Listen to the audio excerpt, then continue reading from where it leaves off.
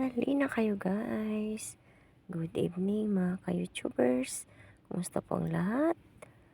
Mga ka-OFW ko dyan, mga ka-YouTubers malaki man o maliit. Kumusta ni love? Shoutout po sa lahat. Ayan, nagluto tayo ng masarap na ulam, adobong manok. Kunti lang yan. Kasi ako lang naman ang kakain yan. Adobong manok tayo ngayon. Love shoutout mga kapwa ko, ka-YouTubers dyan. Saan man kayo ngayon, welcome back to my channel, LGD's Nani TV. Ayan na guys, di na lang at maluluto ng ating ulam. Hapunan ang ating masarap na adobong manok. Ang bango.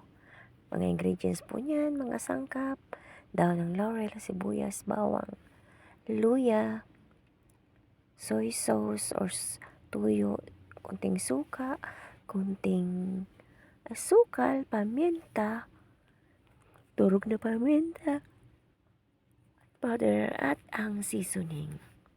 Ayan na guys, sarap na at luto na. Kain na ng masarap na adobong ulam. Ganyan rin po ba kayo magluto? May konti yan na paminta, turog at buo. At saka yan daw ng laurel, konting luya, pangpawala ng langsa ng manok, sibuyas, bawang, at ayan na. Tararan! Maraming salamat! Ingat!